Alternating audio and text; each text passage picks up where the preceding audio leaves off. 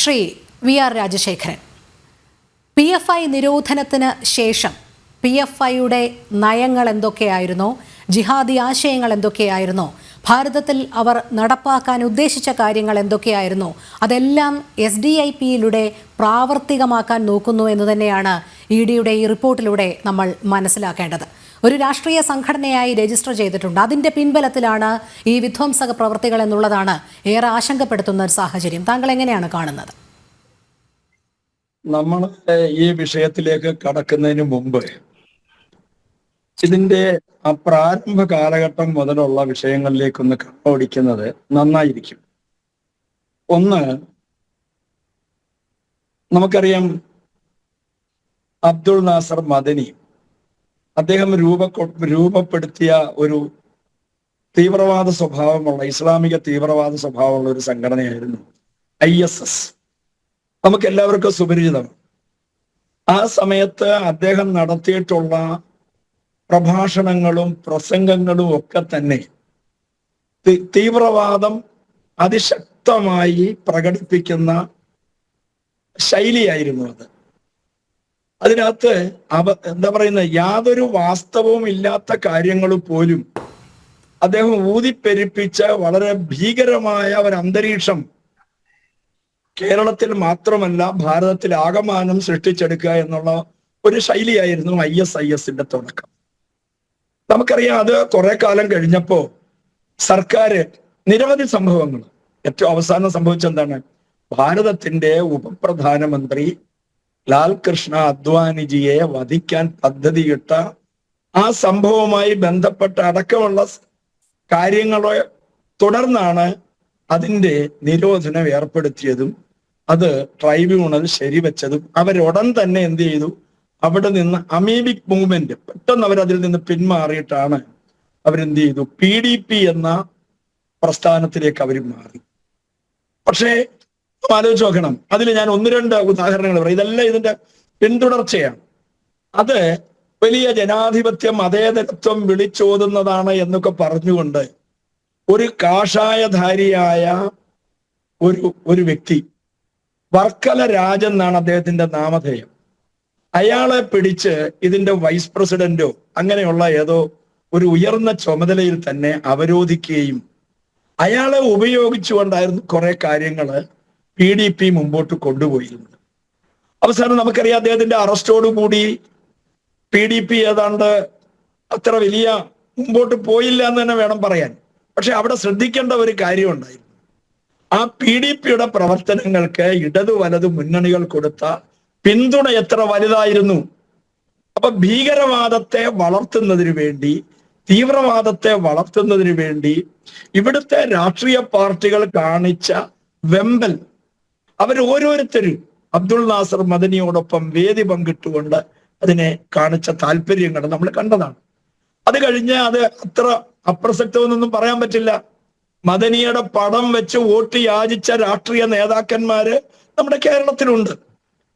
അപ്പൊ അവിടെ അങ്ങോട്ട് കഴിഞ്ഞാണ് പിന്നീട് എന്ത് ചെയ്തു, പോപ്പുലർ ഫ്രണ്ടിന്റെ വരവോട് കൂടി ഉള്ള അതേ സമയത്ത് തന്നെയായിരുന്നു ഇതൊക്കെ വളരെ മുൻകൂട്ടി കണ്ടുകൊണ്ട് തന്നെ വളരെ തന്ത്രപരമായ സമീപനങ്ങള് ഇവിടെ ഈ കേരളത്തിന്റെ മണ്ണിലല്ല ഭാരതത്തിൽ ആകമാനം വ്യാപിപ്പിക്കത്തക്ക തരത്തിൽ ഒരു 30 വർഷത്തേക്കുള്ള പദ്ധതി ആസൂത്രണ അഡ്വാൻസ്ഡ് പ്ലാനിങ്ങോട് കൂടിയാണ് അവര് രംഗത്ത് ഇറങ്ങുന്നത്. അതിന്റെ ബാക്കി പത്രമായിരുന്നു പോപ്പുലർ ഫ്രണ്ട് ഓഫ് ഇന്ത്യയുടെ പ്രവർത്തനം ആരംഭിക്കുന്നതോടൊപ്പം തന്നെ സൈമുൾട്ടേനിയസ് ആയിട്ട് എന്തായിരുന്നു, SDPI ഒരു രാഷ്ട്രീയ സംഘടന എന്ന നിലയിൽ അതിനെയും അവര് ഉദയം ചെയ്തിരുന്നു.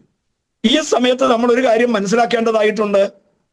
കേരളത്തിൽ വളരെ പ്രബലമായി രൂപം കൊണ്ടിരുന്ന ഇന്ത്യൻ യൂണിയൻ മുസ്ലിം ലീഗ് വാസ്തവത്തില് മുസ്ലിം സമുദായത്തിന് വേണ്ടി മാത്രം നിലകൊള്ളുന്ന, ബാക്കി ഭാരതത്തിന്റെ എന്നല്ല കേരളത്തിന്റെ പൊതു രംഗത്തൊന്നും തന്നെ അവര് രംഗത്ത് വരാറില്ല. അവർക്ക് സ്വാധീനമുള്ള മേഖലകളിൽ മാത്രം മത്സരിക്കുക, വിജയിക്കുക, കണക്ക് പറഞ്ഞ് തങ്ങളുടെ സമുദായത്തിന് അർഹതപ്പെട്ടതും അർഹതപ്പെടാത്തതും കൂടി വാങ്ങിച്ച് സുഭിക്ഷമായി കഴിയുക എന്നുള്ള ശൈലി. ഞാൻ അവിടേക്കൊന്നും കടക്കുന്നില്ല. പക്ഷെ ഇന്നത്തെ അവസ്ഥ എന്താണെന്ന് അറിയാമോ? ഇന്ന് സകല മഹല്ല് കമ്മിറ്റികളിലും അവരെന്ത് ചെയ്തു? ഈ തീവ്രവാദ സംഘടനകളെ മുറുകെ പിടിച്ചിരിക്കുകയാണ്, സ്വാധീനം ഉറപ്പിച്ചിരിക്കുകയാണ്.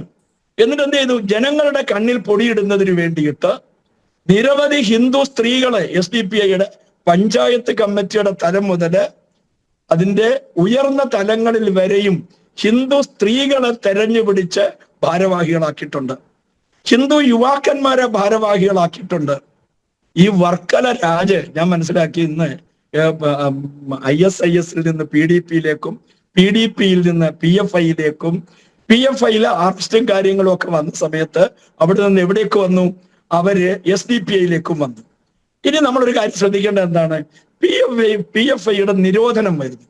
PFIയുടെ നിരോധനത്തിന് മുൻപ് നടന്ന ചില സംഭവങ്ങൾ ഉണ്ടായിരുന്നു. KT ജലീല് ഇന്ത്യൻ യൂണിയൻ മുസ്ലിം ലീഗിൽ നിന്നും മാർക്സിസ്റ്റ് പാർട്ടിയിലേക്ക് ചേക്കേറുകയും അതിന്റെ സ്വതന്ത്ര സ്ഥാനാർത്ഥിയായിട്ട് നിന്ന് വിജയിച്ച് മന്ത്രിയാവുകയൊക്കെ ചെയ്ത സമയത്ത് അദ്ദേഹത്തിന്റെ മന്ത്രിയുടെ പേഴ്സണൽ സ്റ്റാഫില് 80% ആൾക്കാര് ഈ തീവ്രവാദ സ്വഭാവമുള്ള സംഘടനകളുമായി ബന്ധമുള്ള ആളുകളായിരുന്നു എന്ന് ആക്ഷേപം ഉന്നയിച്ചിട്ടുണ്ട്. പല കോണുകളിൽ നിന്നും വന്നിട്ടുണ്ട്. അദ്ദേഹത്തിന്റെ സ്വാധീനം ഉപയോഗിച്ചുകൊണ്ട് പല മന്ത്രിമാരുടെയും പേഴ്സണൽ സ്റ്റാഫില് ഇതൊക്കെ വന്നിട്ടുണ്ടായിരുന്നു. അപ്പൊ ഇവിടെ അതിന്റെയൊക്കെ ബാക്കിപത്രം എന്തായിരുന്നു? ഖുറാനോടൊപ്പം വന്ന കള്ളസ്വർണം എവിടെ പോയി?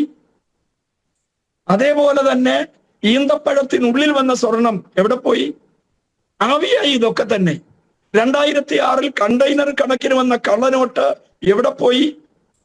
നാം ഒരു കാര്യം കൂടി ശ്രദ്ധിക്കേണ്ടതായിട്ടുണ്ട്. ഇവിടെ ഡിപ്ലോമാറ്റിക് ബാഗേജിൽ വന്ന കള്ള സ്വർണം എവിടെ പോയി? ഇതൊക്കെ ഇവിടുത്തെ ജനങ്ങൾക്ക് അറിയാൻ ബാധ്യതയുണ്ട്. പല ന്യായീകരണങ്ങളും പറയാൻ പലർക്കും കഴിയുമായിരിക്കും. പക്ഷേ വിശ്വ ഹിന്ദു പരിഷത്തിന്റെ സങ്കല്പം ഇതെല്ലാം തന്നെ എവിടേക്ക് പോകുന്നു? ഇവിടെ തീവ്രവാദ പ്രവർത്തനങ്ങൾ നടക്കുന്നതിന് വേണ്ടി എത്ര ഇതിനെയൊക്കെ തന്നെയും ഒറ്റ ലൈൻ കൂടെ കൂട്ടിച്ചേർക്കുകയാണ്. PFI നിരോധിച്ച സമയത്ത് അവരുടെ ഓഫീസുകൾ സീല് ചെയ്യണം എന്ന് പറഞ്ഞ സമയത്ത് കേരളത്തിന്റെ മുഖ്യമന്ത്രി സഖാവ് പിണറായി വിജയൻ, അദ്ദേഹം ആഭ്യന്തര വകുപ്പിന്റെ ചുമതല വഹിക്കുന്ന ആളാണ്. അദ്ദേഹം പറഞ്ഞെന്താണ്? അത്ര തിടുക്കം കൂട്ടിയൊന്നും വേണ്ട, വളരെ മൈൽഡായിട്ട് മതി. പക്ഷെ എത്ര പാവപ്പെട്ട ചെറുപ്പക്കാരുടെ, കമ്മ്യൂണിസ്റ്റുകാരടക്കം, അഭിമന്യു മഹാരാജാസ് കോളേജിലെ വിദ്യാർത്ഥി, SFI നേതാവായിരുന്നു, അയാളുടെ കൊലപാതകം. ചെങ്ങന്നൂരിൽ ക്രിസ്ത്യൻ കോളേജിന്റെ മുമ്പിൽ ABVP പ്രവർത്തകൻ, ABVPയുടെ നേതാവായിരുന്നു, ഒരു കുടുംബത്തിന്റെ എല്ലാമായിരുന്ന വിശാല് എന്ത് തെറ്റ് ചെയ്തിട്ടാണ്? അതേപോലെ നാഗൻകുളങ്ങരയിലെ നന്ദു, അഡ്വക്കേറ്റ് രഞ്ജിത് ശ്രീനിവാസൻ, ഇവരെയൊക്കെ എത്ര നിഷ്ഠൂരമായിട്ടാണ് കൊലപ്പെടുത്തിയത്. നാം ആലോചിച്ച് നോക്കണം. പാലക്കാട്ട് ഇതിൽ പ്രതിസ്ഥാനത്ത് ഭീകരവാദ ബന്ധം വെളിവായത് തന്നെയാണ്. ശ്രീ VR രാജശേഖരൻ, നേരത്തെ താങ്കൾ ചൂണ്ടിക്കാട്ടിയതുപോലെ ഈ SDPIയുടെ നേതൃസ്ഥാനത്ത് മുസ്ലിം ഇതര മതസ്ഥരെയൊക്കെ കൂട്ടിച്ചേർക്കുന്നുണ്ട്. പക്ഷെ അവരൊക്കെ നിരീക്ഷണത്തിലാണ് എന്നുള്ളത് തന്നെയാണ്. താങ്കളിലേക്ക് എത്താം ശ്രീ